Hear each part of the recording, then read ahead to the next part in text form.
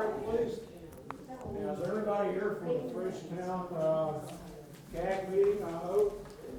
That's who we are. Bridgetown Community Advisory Group for the Smurfit Stone cleanup effort. A couple of reminders about how we do business. We're courteous to each other. We don't call each other names.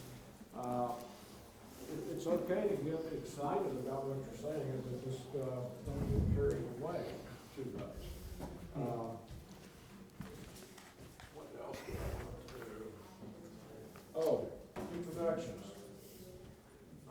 We normally introduce everyone just so that we kind of know who everybody is, especially if somebody is new to the meeting. So I'll start. My name is Larry Shadow. I'm a Bridgetown resident, and I'm here because I am interested in what's going on. Sarah, I'll let you introduce yourself. Thank you. I'm Sarah Sparks. I work for the US EPA, and I'm the remedial project manager for the Smurfit Stone Frenchtown Mill. Deserve a round of applause. I'm Patrick Davis with the EPA from Region 8. Well, there you go. Welcome. I'm Buzz Babcock from across the river, other side. Okay. Property owner? Yes, sir. Okay. Just a tiny bit of property. Hi. I'm Jerry Dallas, and I'm a small property owner, and I am a member of the administrative team for the CAG. And also represents the West Valley Community Council here. Oh, yeah. There's a big round too. Cheryl Brando, former Frenchtown Mill employee, small property owner, greatly concerned about the welfare of our children. Okay, thank you, Cheryl. I'm Robert Muller. I'm the Community Development Coordinator at the Environmental Protection Agency. Betty Olson, keyboard operator. I'm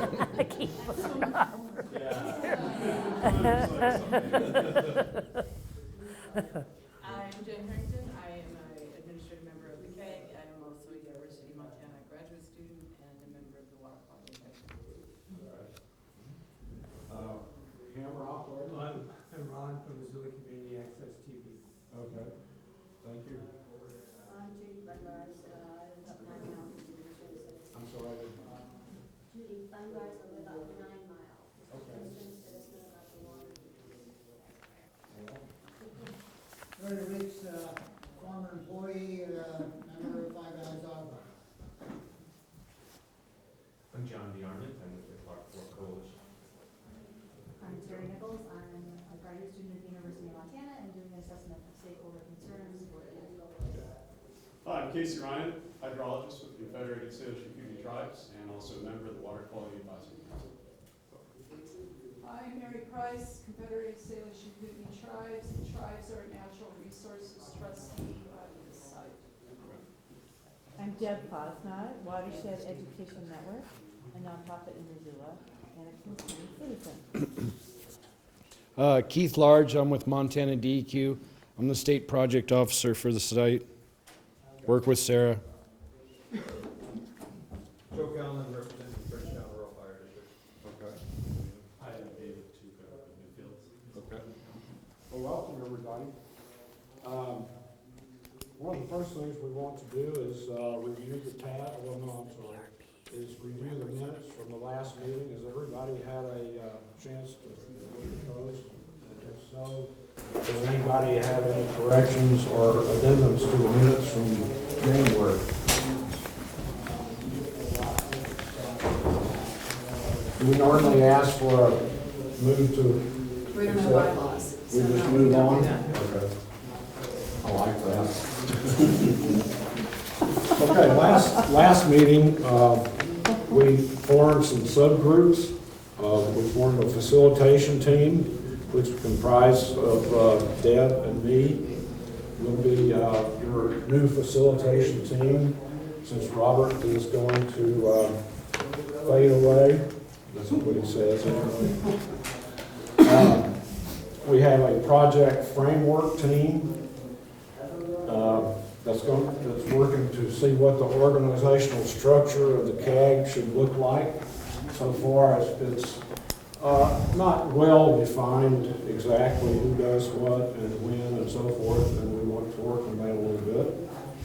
And we have a situation assessment committee, which is essentially working with Terry Nichols, who's doing a series of interviews with various stakeholders in the cleanup process. So this, we'll take a few minutes for a brief report from each of those teams. And if it's okay with you, Deb, I'll just give a quick rundown. Basically, Deb and I went on the phone. She's been unavailable, and I was out of town for 2 weeks, so we haven't done a whole lot. But we feel like we kind of know where we're going to go with this facilitation and how we'd like to handle it. Basically, our job is to just make it easy. That's what facilitate means, is to make it easy for this group to do its work. And so that's our objective, is to make the meetings easy to be, easy to get things done. That's our primary goal. Project framework team, someone want to report from that? Who was it? Is anybody in the room that was on the project framework team? Bruce, Andrew, and Casey? Is Travis on that? They're Travis. suspiciously all not here Yeah, tonight. you know, there was some emails that were exchanged, Okay.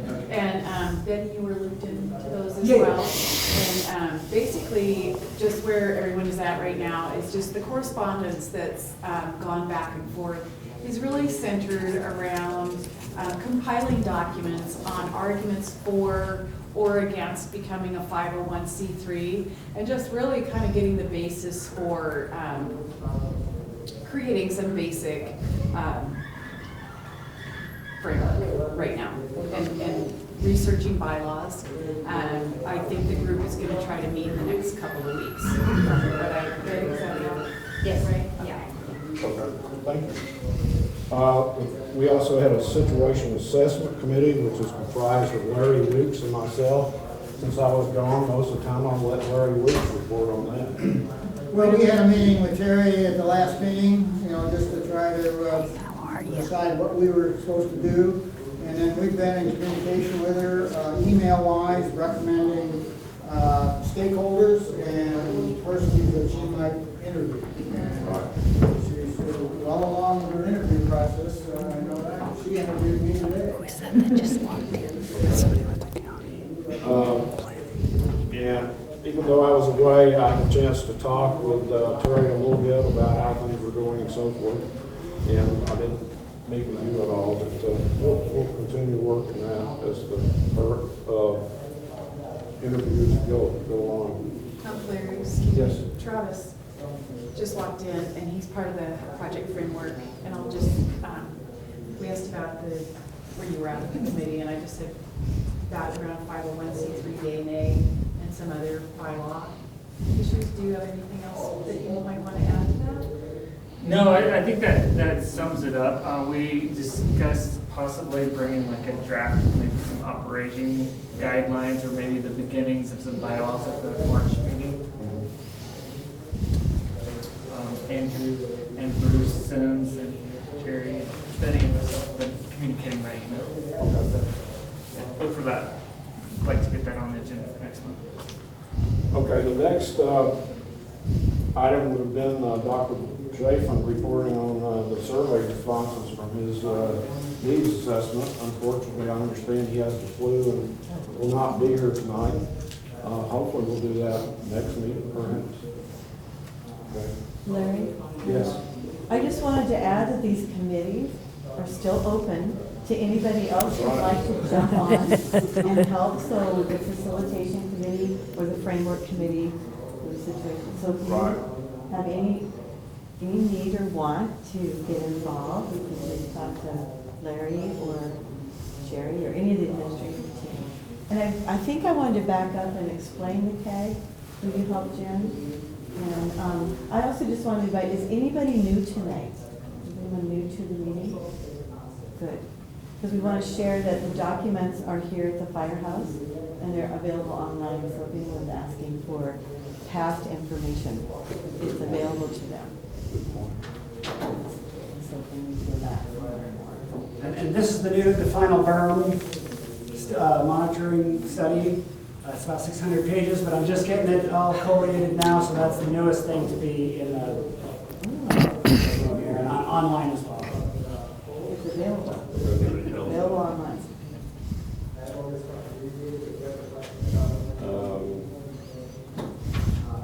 Okay.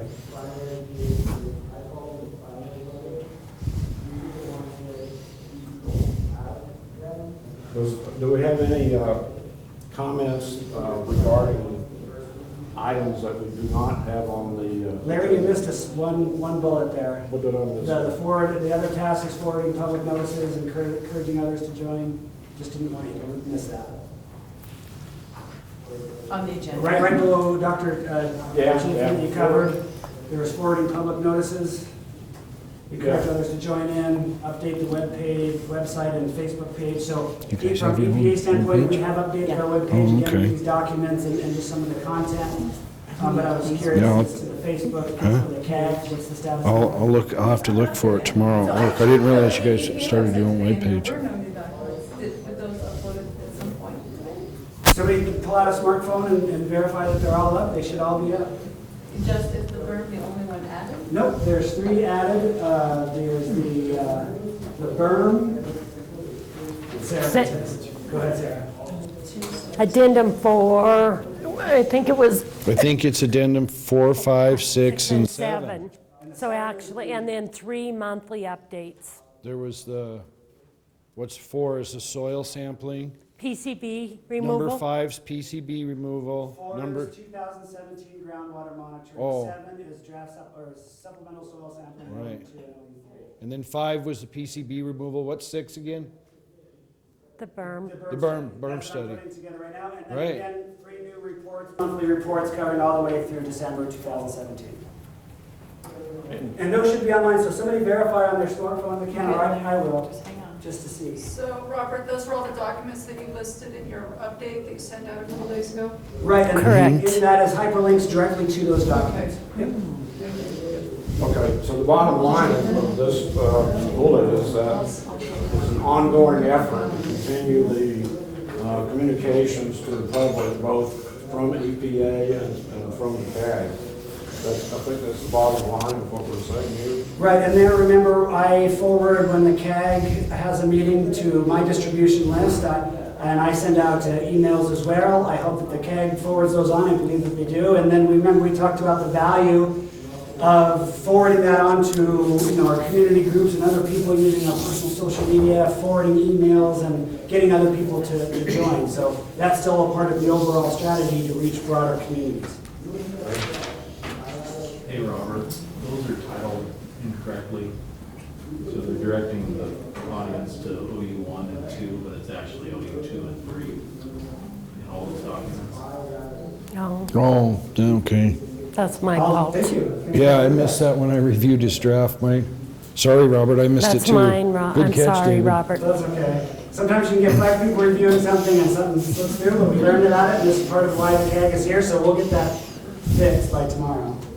But however, on those links, you don't need to use those links. If you go to our webpage, on our webpage is a link to all of the documents that we have, and one is exclusively for the progress reports, is one cache. The other cache is all of the other documents. If you look at that cache, the top 3 or 4 documents are those new documents. So they're there, I just titled them wrong and maybe the hyperlinks wrong. So appreciate the feedback, we'll get that fixed. But they are up there. And the hard copies are available now here tonight at the fire hall. Okay, we offer any of the public, people who are here as a public person, to bring up any items that are not on the agenda at this time. I don't know if we have anything we need to talk about that's not on the agenda. Okay. If not, I'll turn the meeting over to Sarah and she will give us an update. Thank you. Do you happen to have We did have a a pen. pen Because let me tell you that I was speaking for 5 minutes to give a very brief discussion of what was going on in the site. I am now expanding my discussion a little bit longer, so bear with me. We're going to find a pen, and I'm going to write down some information here so that you can follow it along. Do people have problems with our website? Thank you, sir. That's kind of a broad question, but it does work if that's what you're meaning. Well, when we began, okay, good, thank you, Mary. When we began, we asked, what was the best way to communicate data to the stakeholders? And it was stated that electronically, by a web page. Now I hear that most people aren't getting information on the site. Now, we're doing a poor job on communicating with the public. I think that comes from the survey. To be fair, yeah. Okay. Yeah, I think it's really preliminary. I think I talked to 10 people at the time I talked to you. So. Oh, okay, well, okay, so let me ask you. Is it an issue? It is an issue. And what do you think we should do different? We have public meetings, we have the CAG, we have the web page. What do you think we should do? Newsletters, because when I did my assessment, most people said email was an important one, so that's the email campaign. We did some teleconferences last year and looked at that as well. And then, of course, we have the relay strategy, because we know that reaching broad audiences, really what a CAG does is it allows you to take information from here and bring it to your respective communities, and then collect information and concerns, bring it here to the CAG and share that with us. So there's that. So we're open to additional means of getting information available, getting that accessible so people understand it, so they can engage in the process. Is it about timing, like having the stuff available as soon as it's available? Is that the question? No, I mean, we get it out when we can get it out, Okay.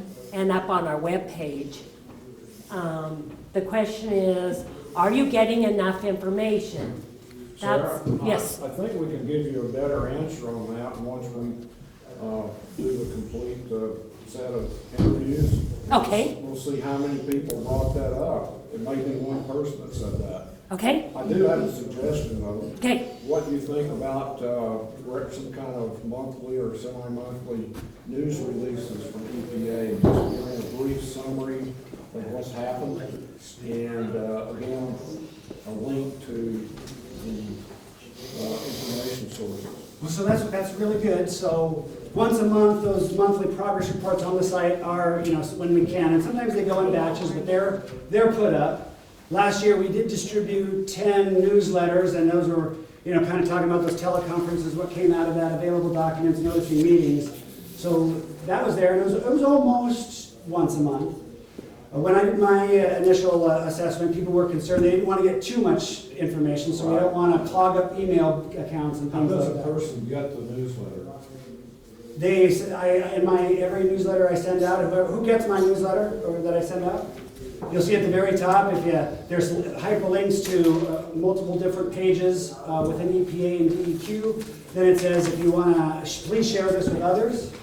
And people do, because every month after the meeting or after I release one, I get 3 or 4 people saying, I would like to be included, I'd like to be included. I add them.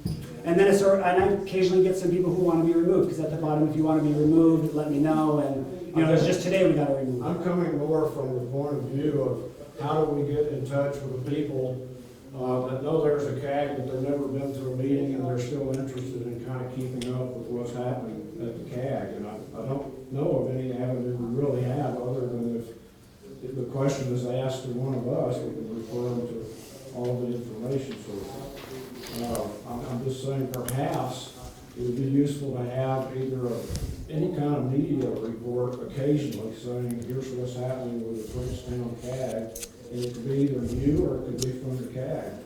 Yeah, that would definitely be a product from the CAG, and we have talked about that, especially outreach to schools. Now, the CAG has two Yes. Frenchtown school articles in their newsletter, and that was identified as probably one of the best. Yes, probably one of the best ways. Right, and the CAG and Betty has two now, right? Two? Excuse me, it's been monthly since.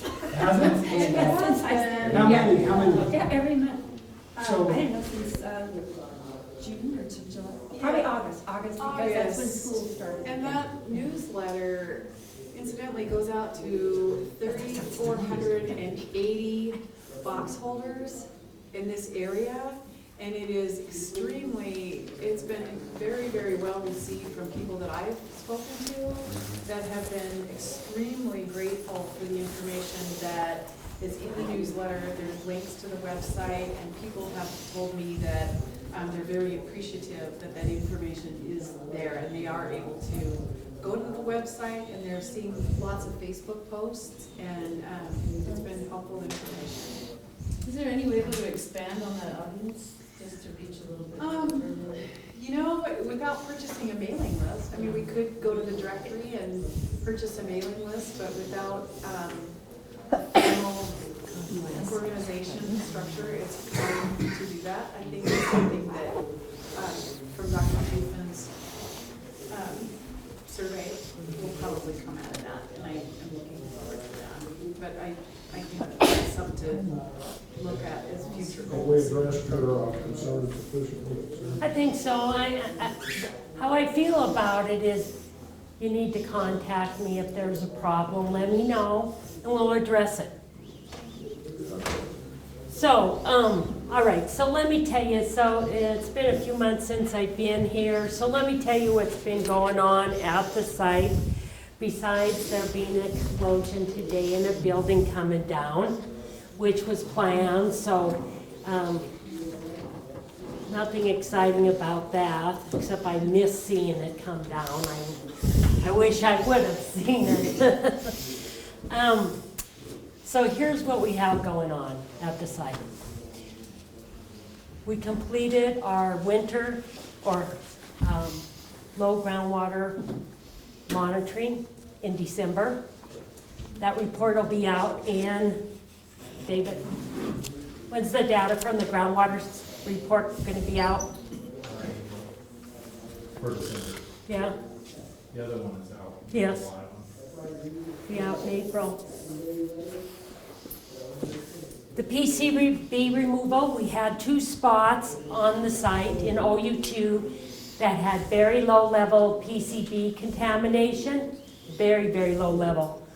We removed that contaminated soil. It went to the landfill here in Missoula.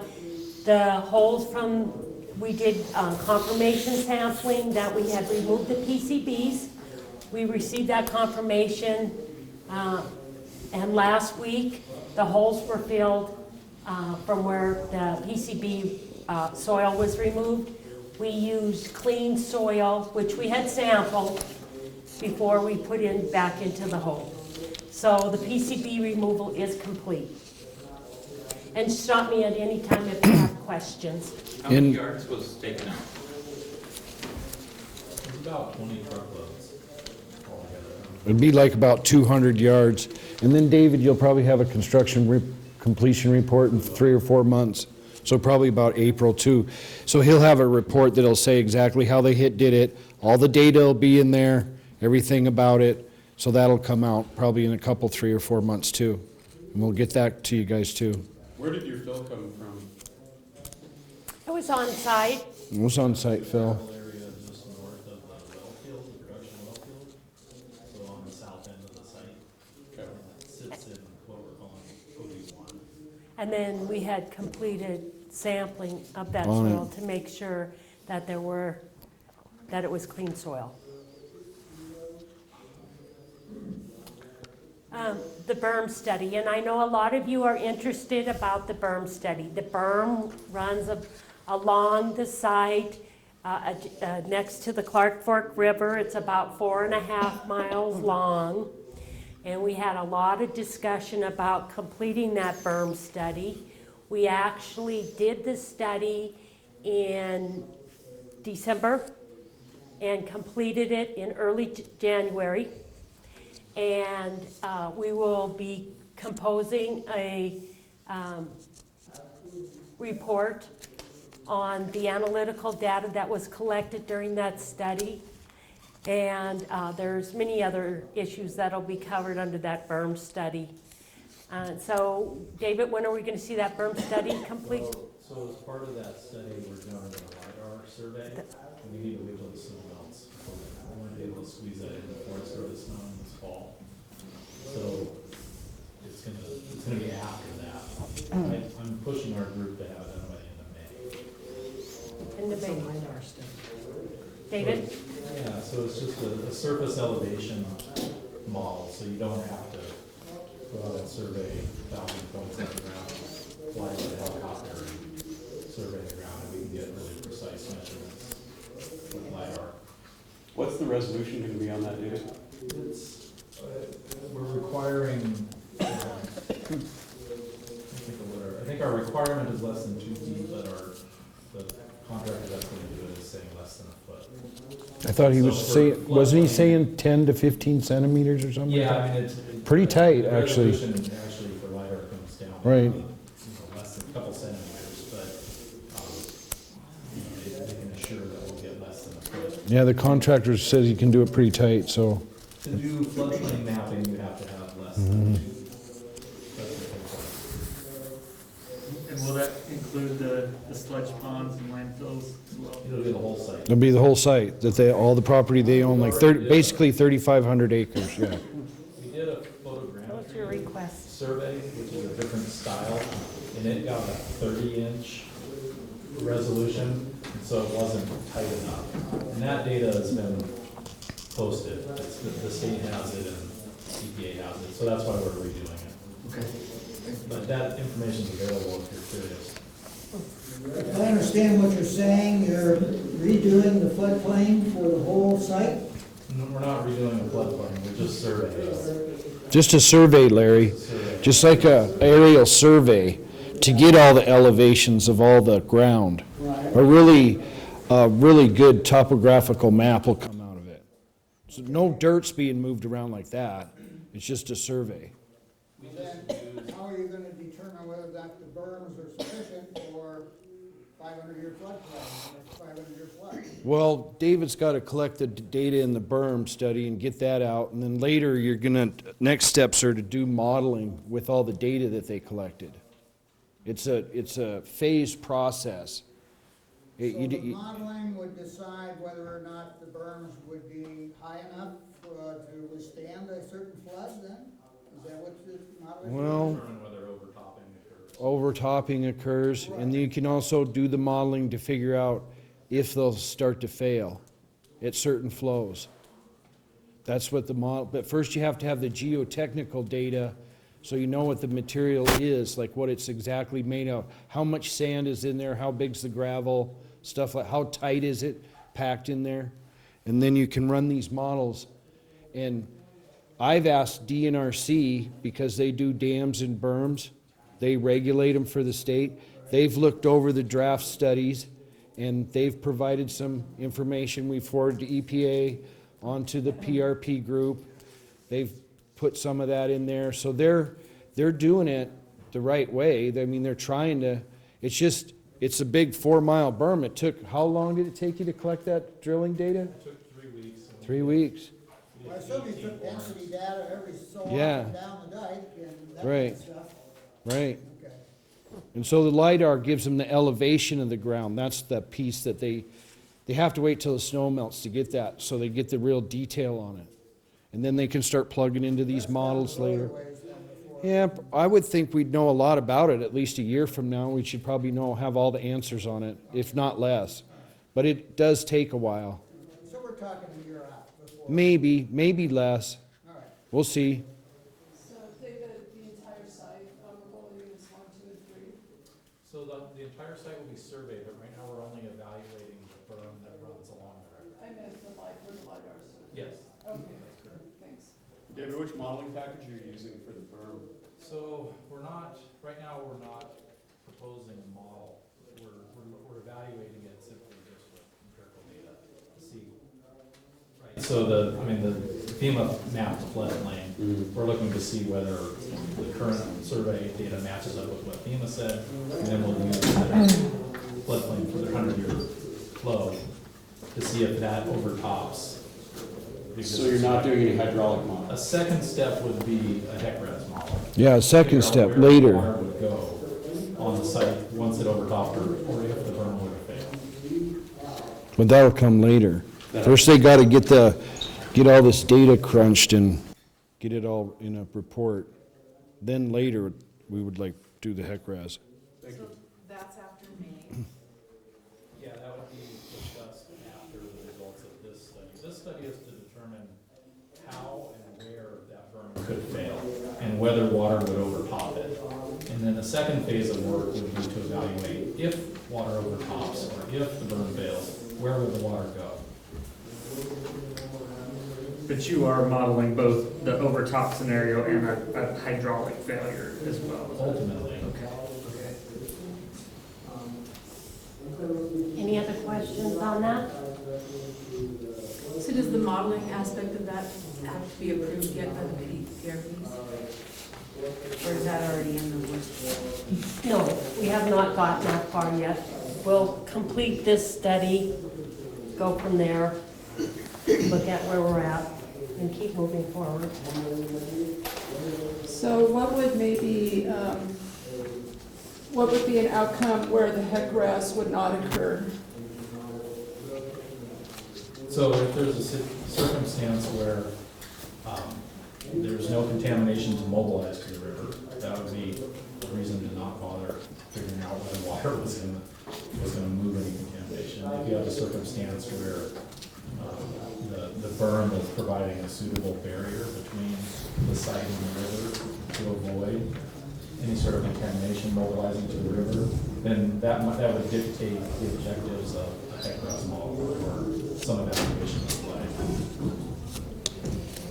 So it sounds like there's no certainty that a HEC-RAS. So we're trying to evaluate that pathway, Mary, but we just need more details about the physical system before we can determine what extent we need to study the flooding risk. And as you know, Mary, It just sounded a little more certain. That's all. as you know, we still need to collect additional data for the ecological risk assessment. So we'll be working on putting together a package to collect additional data for the ecological risk assessment and having that occur June or July. So, you know, that document will come out for review. And what is the name of that document?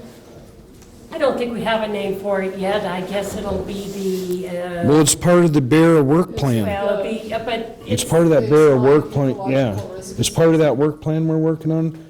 And I then, know, but it's collection of data. Right. So I Yeah, would that's- suspect it will be something like data collected from. like the a field, ecological yeah, a field risk sampling report. Mhm. It'd be like a field sampling plan.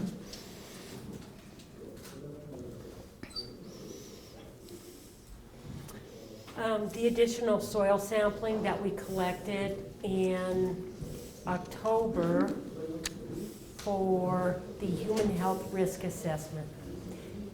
We will actually be having a human health risk assessment come out, draft, OU 2 and 3 human health risk assessment in the near future for public comment. That public comment period will be 2 weeks. We'll notify you when it's coming out. We will be having a public meeting on February 13th. That public meeting will be held at the junior high here in Frenchtown. At that time, we will have our risk assessors here from Denver. Steve Merritt will be talking about the human health risk assessment, OU 2 and 3 draft document that will be coming out for your review and comment. We will also have Brian Sanchez here. Brian is doing the ecological risk assessment for OU 2 and OU 3 for the site. So we will be looking at discussing that with you, where we're going, what additional data we will need for the ecological risk assessment that we'll be collecting this summer. Our goal again is to complete, or at least begin working on the remedial investigation report for this site by the end of the year. As I believe a lot of you know, I'm retiring in December. Allie Archer from our office will be taking over the site. Allie would have been here tonight, but she had some other work she had to complete tonight.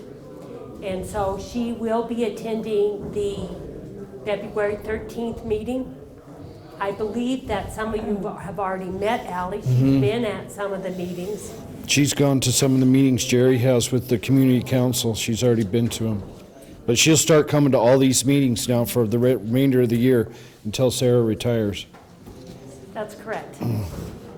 Sarah? Yes. One thing about you, talking about your comment earlier about how to help with communication. I personally, 2 weeks is just such a short amount of time to go through these and to provide meaningful feedback is very difficult. And I'm wondering if there's any way to extend that comment period, or at least release the documents prior to the comment period. Give us a little heads up on that. And it's been a concern. I know we've heard it from a lot of people. You guys work long time on these documents. You give us very short turnaround times on it. I do understand that. I certainly will bring that issue back to my people about giving you additional time on that. As you all are aware, we're trying to balance, because the major concern is get this site redeveloped. And because we were able to complete the OU1 human health risk assessment and ecological risk assessment, we could say that those properties did not have a human health or an environmental impact. That was very important. We are now trying to do the same thing for OU2 and 3. And it's very important during my term until I retire to try to complete that. Acknowledge what the community has lost from the closure of this mill site, and try to help you to get the tax base back in place by redevelopment. Now let me make this really clear to you. We are not taking shortcuts on collecting data or looking at human health or ecological risk assessments. We have collected thousands of data points at that site. We are looking very closely at both the soil, the surface water, and the groundwater. We will collect additional data for the ecological risk assessment to make sure that there is not an impact to animals or aquatic life. Our goal under the Superfund program is to protect human health and the environment. That's our #1 goal. And we are definitely keeping that as our #1 goal. But we also have heard from many members of both Frenchtown and Missoula County of the importance of redevelopment of this site. And so we're trying to balance both of them to move it forward. As you're aware, we've been working on this site since 2013. Late 2013, I received the site. So it's not like we're moving Superfund. We're actually moving very quickly as far as Superfund is concerned. It is a long, difficult process. We have many stakeholders, and we're trying to keep everyone involved. That's why I was asking, what else do we need to do to keep people involved? Because when a document finally comes out, we want people to move quickly on it, and everybody's like, well, it took you 3 months. Why do you give us 2 weeks?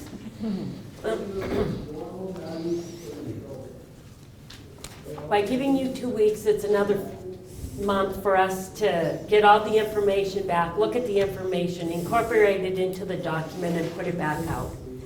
So I will take it back. guys need more time, I'm certainly sure we could give you more time on that. But I hope you keep in mind that your request was for us to get redevelopment at the site. Yes? That's some folks' goals, but myself, I will speak to myself, for myself, I want the site cleaned up. I mean, that's. Oh, well, that's our number one goal. Did you hear me? Our I number did, one goal but you is to continue to protect say human redevelopment. health and the environment. That is our number one goal. Nothing comes before that. And I think it just goes to, bears repeating that the mission of the CAG is to ensure, I think the mission is the most thorough, long-term cleanup for the health of the community and the environment, well into the future. Well, that's EPA's goal.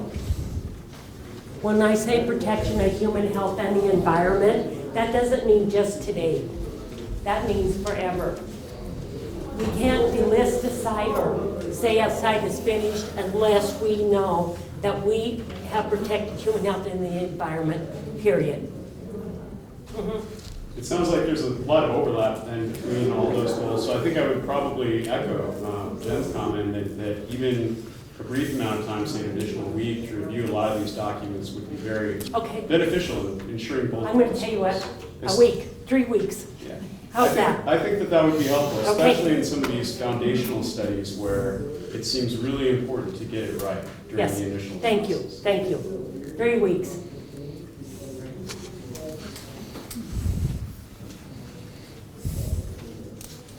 And the next opportunity will be those draft human health risk assessments and the ecological risk assessments. And Sarah, the group last time talked a little bit because some of the risk assessments were being developed by a group that wasn't. Hold on for a second. Mary, you have something there? No, I don't. Okay. Go ahead, Robert. I'm sorry, I thought you were saying. There was some talk about the phase of when they become public, and Jen had known that it was within the BTAG. Remember our discussion last time?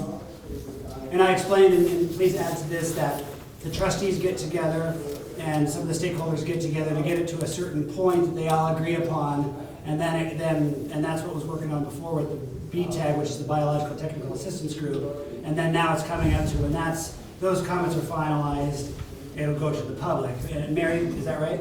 Oh, yes, I agree that is the process for the ecological risk assessment, but that is not the process for the human health risk assessment. There hasn't been any discussion among the trustees. Well, we met with you.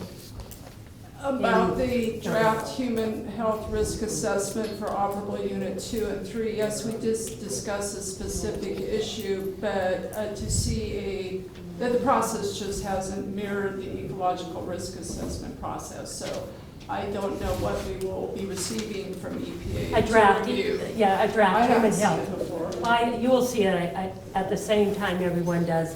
It's a draft human health risk assessment. We have received comments or are receiving comments from the state on that document before it comes to you. We'll incorporate the state comments. We'll give it to the stakeholders and to the public. And the state is DEQ or? Correct. Okay. Yes, they're our partner. And other questions about that?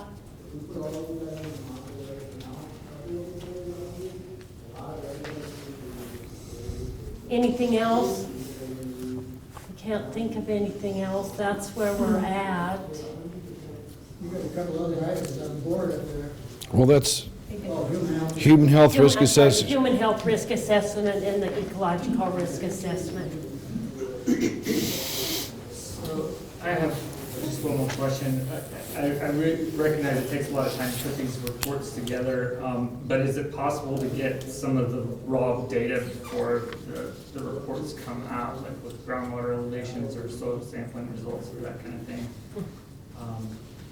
In fact, I'm going to be releasing this data, the soil data.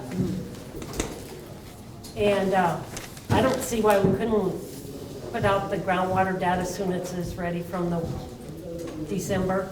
It'll be ready in April. Well, once you validate it, you're gonna load it to Scribes, right? Validated. It's gotta be validated. Load it to the project database, which becomes public. But remember At that, the discretion of EPA or DEQ to release it. So we don't have a public user interface to the database, but it does become available. That's my problem. They won't give us that. I've got to get that data and get it out to you guys separately. Remember, one of the reasons the public can't access the database is because, well, it's legal reasons. This is an enforcement action. Sarah and I are taking an enforcement action against PRPs.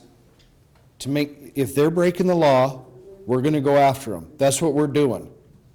So it's serious stuff. And so, right, so there is a lot of data though already on the groundwater from 2014, 15, 16. It's just the newest data. You just have to wait a little while. And it has a lot of stuff to do with the legal enforcement part of this. And it's in the law, if you want to read all the law, what we have, the two of us have to follow.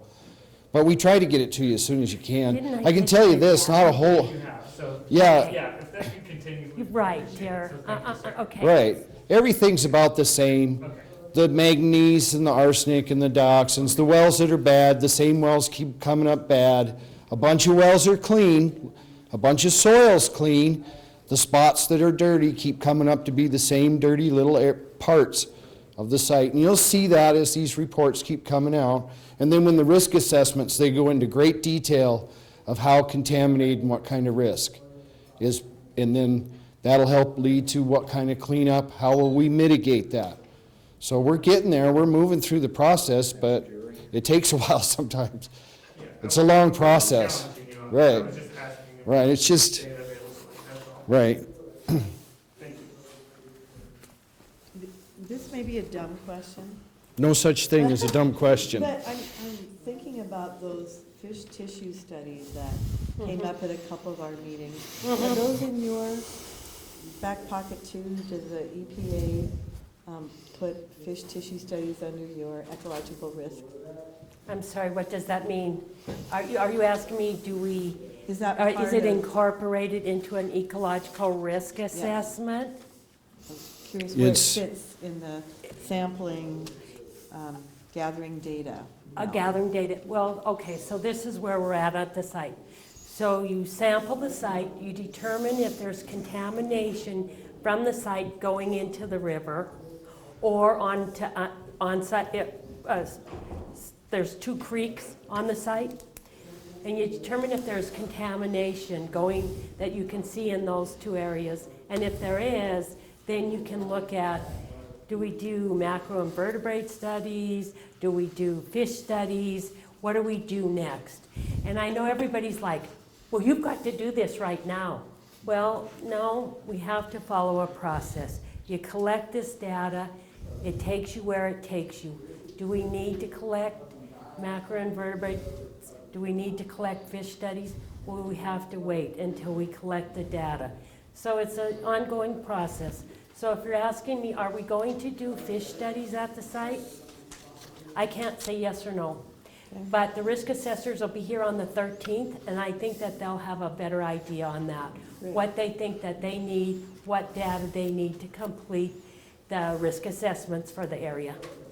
Sarah, the Fish Wildlife Yes. Park did a presentation a couple of months ago for us, and they had said that the EPA had asked them to do an additional fish tissue study. I think it was in 2014.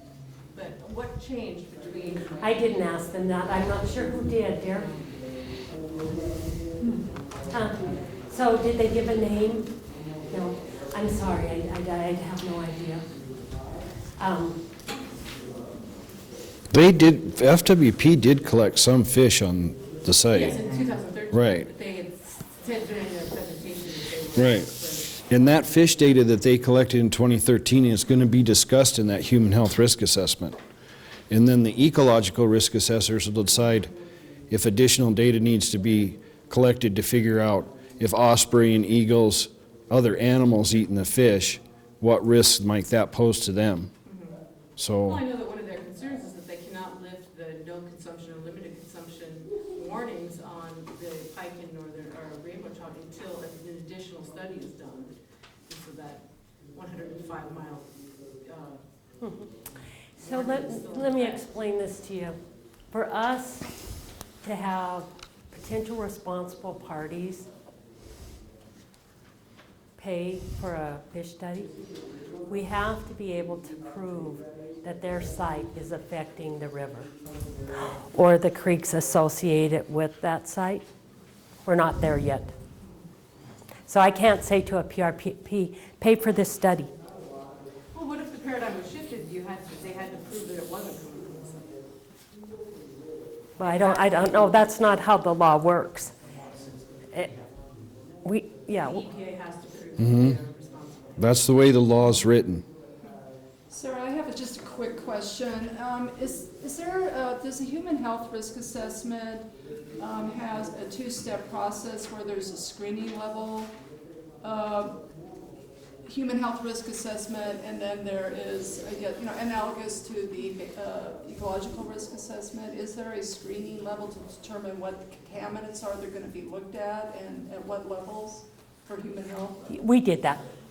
Is that document available? Yeah, and Mary, I'm going to have Steve give you a call tomorrow and discuss that. I'm not a risk assessor, and I'm not going to answer specific questions. Well, no, I'm just Okay. asking if it's been done and if Uh-huh. there's a document. And Right. probably I'm not the only one that wants to see it. Right. There would be the public as Right. well. Right. And that's why I thought it was so important, Mary, that I have Steve and Brian come on the 13th. They're the experts, and they could explain what we've done, how we've done it, and what's available. And Amy will be there too, And- so the yes. risk assessor for TEQ will be there too. Mhm. Amy's actually reviewing the draft document to make sure EPA did it right, and she's gonna give me she's either supposed to have comments tomorrow or on Monday, and then I have a deadline to give those comments to Sarah on the 6th. Steve will incorporate any concerns DEQ has, and then release the document, hopefully by the meeting on the 13th. That's the plan, if everything stays on track. Of course, who knows what'll happen on the morning of the 9th. Hopefully Congress will keep these guys running still and not do like 2 weeks ago.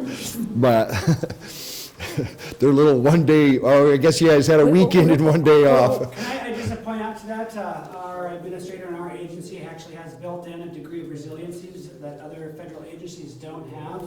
And during this run, our administrator came out and said we were funded for at least another week when other agencies might have been shut down. So I think through our leadership, we've been able to attain a degree of resiliency that's not shared by other agencies. So, Oh, good. when others shut down, I think we'll have at least another week in us, and then we'll go from there. Oh, good, okay, I didn't know. So, and I can appreciate, Mary, your questions, but I really would like to have the experts discuss this with people, and that's why we're having the meeting on the 13th. Some of that information is in the OU1 risk assessment. It's already in there and it explains how they did it. It's the same they do it at other sites, how they get those screening levels for human health. Right, and I was Right. asking if one had been done for operable units 2 and 3. It'll be done the same way as 1 was done. We're not going to deviate from the process. That gets Sarah and I in trouble if we deviate from the process too much. Yeah, and I Our wasn't managers and our involved, it lead. was just a question of Yeah. if it's Right. been done and if the Yeah, reports are- it's been done. Mary, let me talk to Steve either tomorrow or Monday and have him get back to you. That would be great, Sarah, thank you. Mhm. Questions? Do Right. try to come to the meeting on 13th. There'll be a lot of new information and be a lot more than what we're talking about here today. They'll go way into, especially that human health risk assessment. They're going to talk a lot about that at that meeting, and that'll be very beneficial for everybody. Is that meeting going to be publicized In the newspaper, I believe Mhm. tomorrow, is it? We've asked for a week and a half in advance and then a couple of days in advance. It's also on, if you go to our webpage, you'll see that's already posted there. We posted online. Again, part of our notification process is to send it out. Our distribution list is a very diverse stakeholder group that includes the community advisory group, and we hope that you guys will, and you have already extended that notice too. So again, relay it, but we do actually have public notices being published for it. Those are, as terms of effective, a public notice or an ad in the paper isn't near the value of a community group relaying the information, getting people there, encouraging them to attend. And it's at 7 p.m. I don't know if it's really brief, just because during the day, the site team, they have a lot of other obligations. And so they're, burning the midnight oil for this, so we've got 7 to 8, and again, it's at the junior high.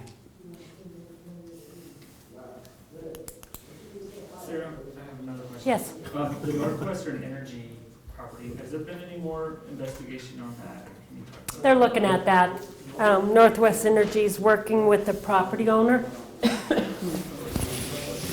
I'm sorry. What did I say? that they were working with the property owner? Oh, yes. Yes, about the substation. What's going on with the substation? Is there any contamination?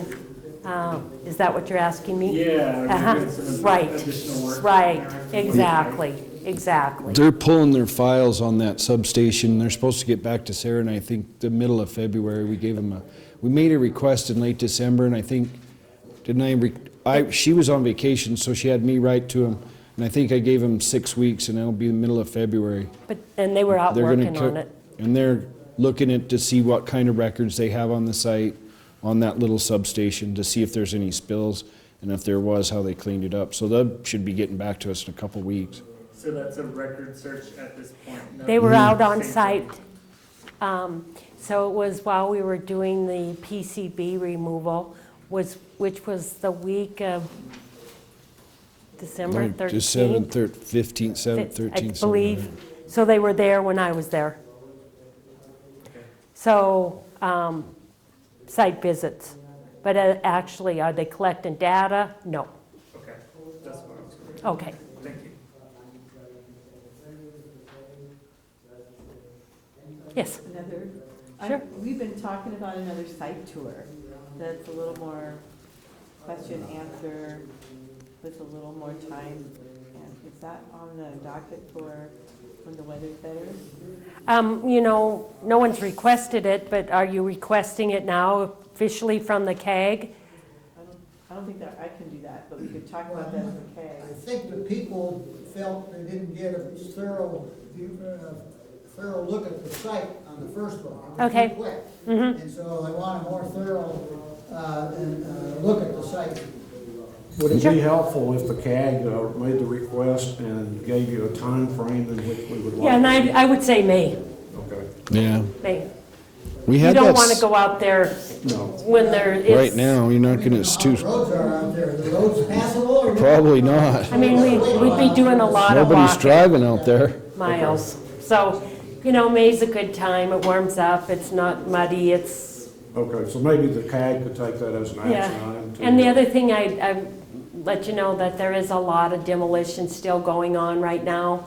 So we push it out a little ways, that demolition should be complete. Well, of course, the site investigation wouldn't necessarily have to deal with the waste boiler. That's the only demolition that's going on. Actually, there looks like there's some cranes that might be taking down some of the, Yeah, the chip. I noticed there was some. Yeah, did you notice right by the chipper? Down that steel work on some of that Yeah. conveyor system over there. Right, it looked like they might be taking that down too. Yeah. That looked like it ought to be done pretty. Yeah, won't take them long. Yeah. I don't know when it'll be done, but I'll ask. I'll request from the property owner. We can avoid those sites, those areas anyway. I mean, there's ways to get around those where they're demolishing. Right. Well, we'll go in May when it's warm. I know my way around. I know you do, sir. But I've done most of my work out there during Decembers. And I can assure you in January, it is a bitter, awful place to be during these months. I think the PRPs do it purposely to make me suffer.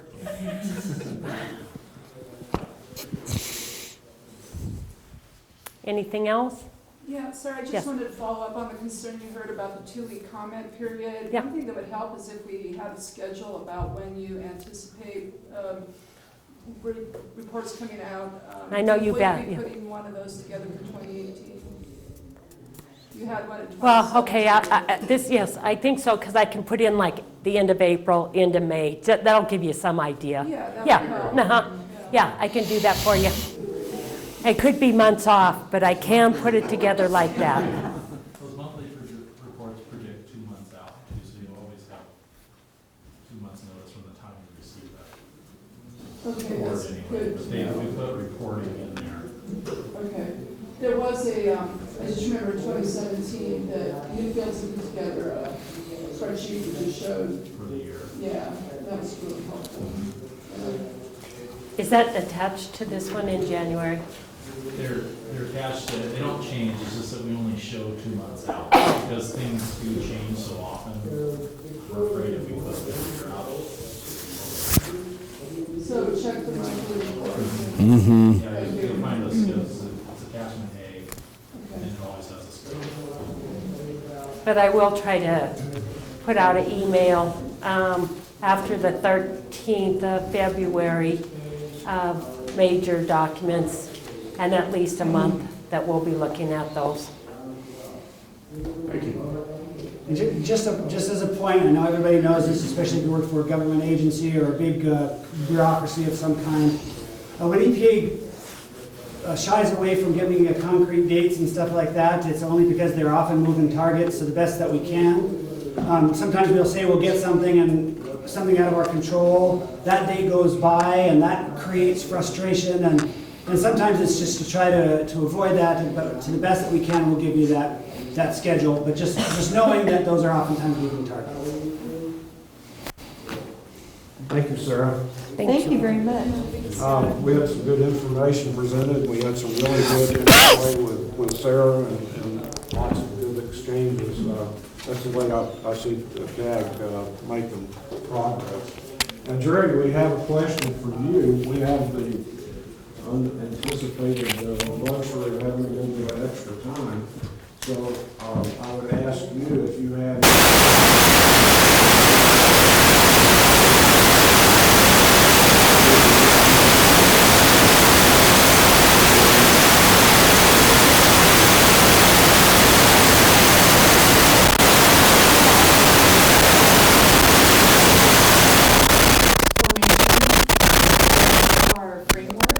team and facilitation.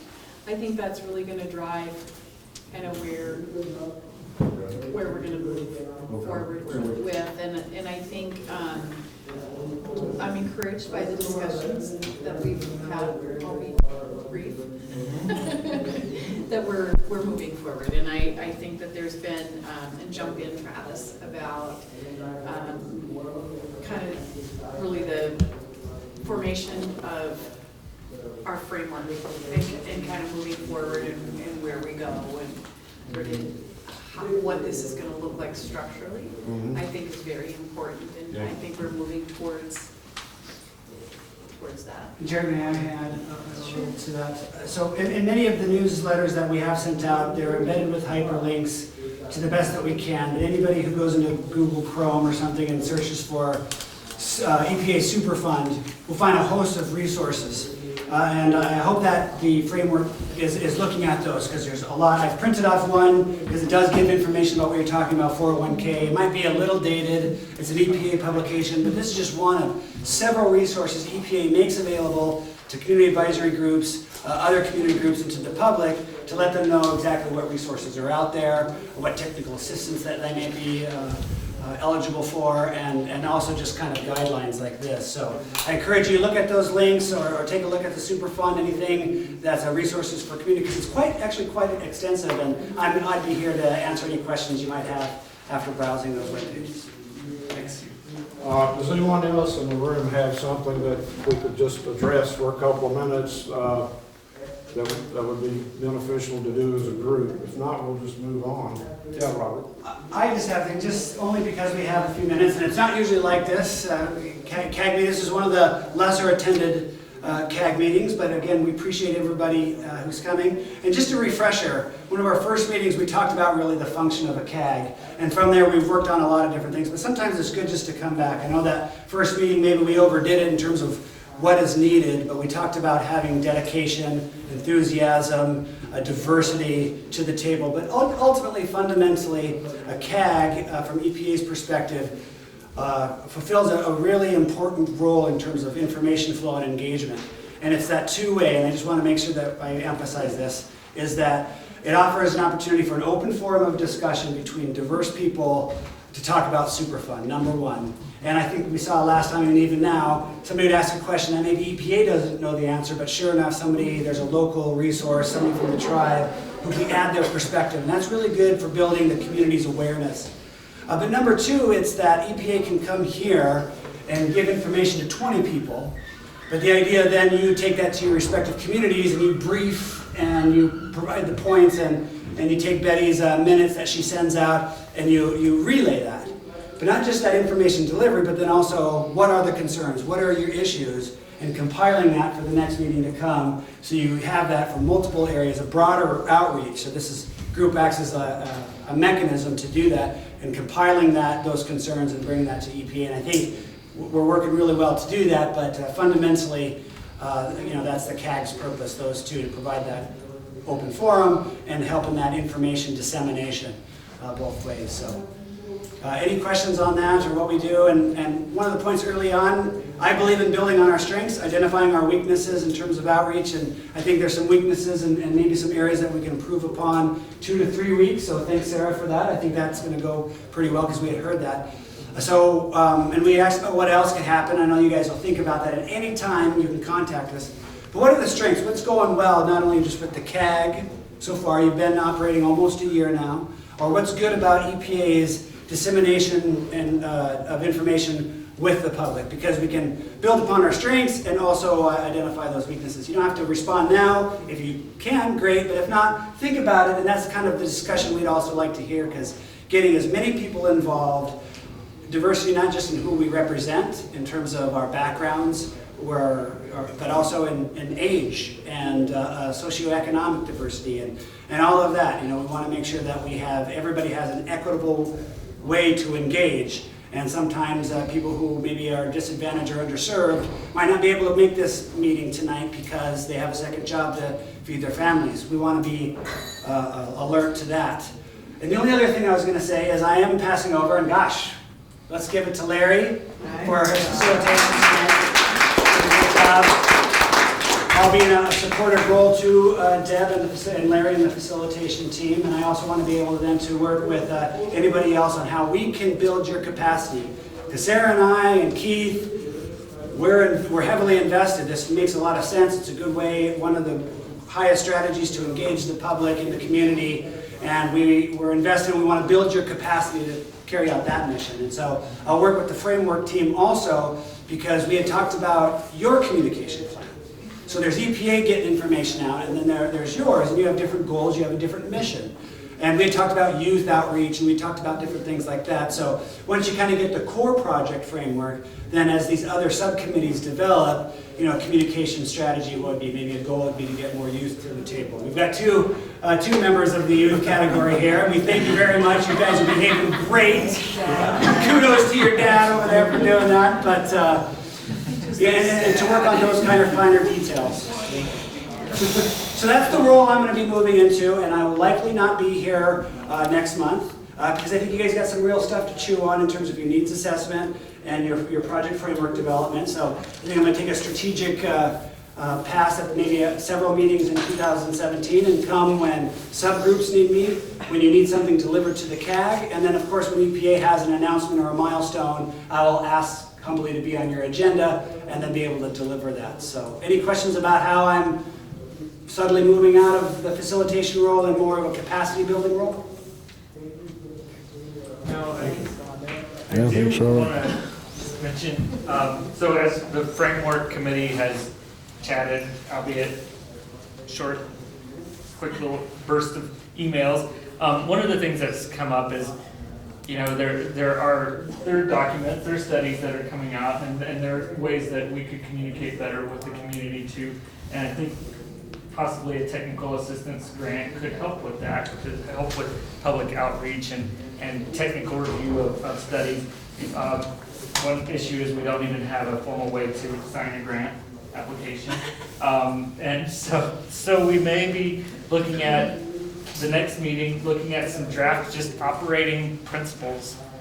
Maybe it's too early to go for official bylaws, but we could go work towards that. But in the meantime, it feels like some time is maybe passing that we could make some official decisions and move on applying for a grant. Sure, and when I say that, so there's a technical assistance grant that requires that 501c3. However, that's not the only technical assistance resource that EPA has. And that's why we're waiting for Dr. Chafin to come back with a needs assessment to look at that, because again, one of the strengths of having a community advisory group that's diverse is oftentimes what kind of technical advisor you're looking for depends upon what resources you have locally. So when you have a science director with the Clarkport Coalition present, that covers a lot. Or if you have engineers and geologists and people from the tribe in different disciplines and agencies, sometimes that's there, and then you can really find out what specifically do you need engineering, do you need hydrogeology. So look into that. Now, if there's anything in the meantime, before you can get a 501c3 and truly identify that, there are other resources to tap into. Again, the University of Montana, additional EPA staff or experts, and then there's additional resources that I can tap and bring somebody in to provide an interim technical assistance. But that should come out in the needs assessment, what specifically that is, because we certainly know that you guys have a lot of experience, especially with Larry Weeks and other people who have been a part of the former mill workers. They have a lot of information, and we want to make sure that we're harnessing everything. Would be my recommendation. Okay, Terry, would you like to give us a short summary of how your interviews are going? So the very brief, I've interviewed 15 people, including a few in this room, and I've been able to use the fire hall here for about half of them. Some of them have been in Missoula, other places. Yeah, a lot of great diversity of thought and some commonalities. There's no, I've just interviewed 15 people, so just halfway through. And then I would like to take any questions if anybody just has any questions. But I did want to throw out one thing. Someone mentioned to me just yesterday, has the CAG talked to the responsible parties? And I had thought, I don't know if he'll talk to me, but I could try to call Steve Malson with Wakefield. I mean, he's a stakeholder. But that would be in addition to the stakeholder list that wasn't in the agreement. So somebody would have to approve that. I would like to point out that he's not here. Yes, you're correct. You're correct. I think a couple people have mentioned him to me but you're correct. M2 Green is a PRP. Yes. So is your input that we might want to be careful doing that, or? No. I was just pointing out that she started it by saying talking to PRPs. Yes. And then she used Steve's name, and I just wanted to clarify that Steve was not a PRP. Right. Yes. Okay. Thank you. And for those of you who don't know, so Steve is the owner of Wakefield, which owns the mortgage for the site. Correct me if I'm wrong. That's what I've been told. So anyway, a couple of people have just said he might be a good person to talk to. But I don't know if that's something, that would have to be agreed to.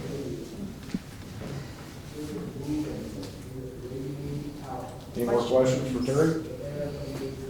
Thanks. Okay, the last thing on our agenda is to set the agenda for next week, or next month. Would you mind doing the recording of this? Sure. The only thing I know of is for sure Dr. Schaefer will be with us to do more of his kind of work, which I think is really going to be very beneficial to the group as we move forward. Doing some of the organizational things that he's going to lead us into. Is it really March 1st, next Thursday? March 1st. Next month? Next month, yeah. Only 28 days this year. Wow. March 1st. Okay. What do we want to do next month? There certainly ought to be some discussion on that February 13th meeting. Yeah, just a follow-up. That would be a big item, I think. Follow-up from the February 13th meeting. Ron? EPA meeting, maybe. Is there any chance,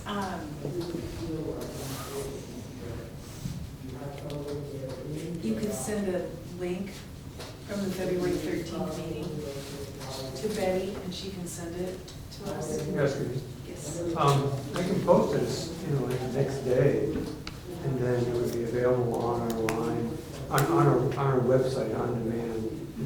That's linkable and downloadable. But somebody could also just take the file and put it on their own website too. Okay, Jen, you need to put that, thank you. I'd like to add the draft operating guidelines. Like the framework, Yeah. change. We've got a solid amount to kind of gather around. Is it an operating plan? Operating procedures, yes. They don't do this enough, I can tell. You have to be really comfortable with your spelling. We'll correct you. And Dr. Chafin will be here next month. Yeah. What's that? Dr. Chafin will be here next month. Oh, I think that needs to be, Betty, what were you gonna number say? one. I was just wondering if, are we gonna be in a position to need to be making any public comments on documents?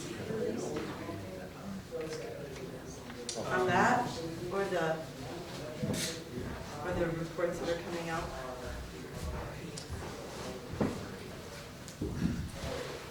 Really? 2 weeks. I don't know. That, it sounds like February 13th, there might be something imminent that's gonna require. Is that for, Sarah, is that, can you answer that? I'm sorry, what's that? So, will there be documents? We're hoping that we're going to get a, at least the human health risk assessment, OU2 and OU3 human health risk assessment out. I don't know if it'll be out before the 13th or we'll have it out shortly after. Okay. We're trying to get that out as soon as possible. Do you think that it would be available by our March 1st Thursday? Yes. Oh, yeah. Oh, yes. Oh, yes. Okay, The reason the risk assessors are coming up from Denver is to help explain it. okay. So the goal is, like I said, is to actually get it, maybe you guys only have it a couple days before the March, or the February 13th meeting, but the risk assessors, like, they'll be doing presentations and going into it, and then and they'll present it, and then you guys can, everybody can ask them questions at that meeting. That's the goal. Okay. So I think that would be important to put risk assessment. Yeah, that could be There the we go. subset of item number 1, Right. follow-up, do we need to be making public comments? Right. Yeah. This is getting messy, sorry. It's okay, so I have a question on the comment period. Do we know approximately when that will be? I don't. Okay. I'm hoping that the document's out in the next 2 weeks. It'll be a 3-week comment period. Okay. So it should run somewhere between the second week of February through the first week of March. Close. Yeah. Close. Okay. So there's a concern about your March 1st meeting? So the concern would be that we would, as a Smurfit Stone Community Advisory Group, want to comment, Right. as a group, Right. on those documents. Right. And March 1st is our meeting, and that sounds like that might be bumping up to that gracious 3-week deadline that we've been just granted. So Certainly, if you put together your comments, we're not going to ignore your comments. okay, all right, so we can put that, is that how Betty? Okay. Did you record something about the tasks that we talked about at this meeting? For example, notifying EPA of when we'd like to have another tour? That will probably come, that we would request a May site visit probably in April.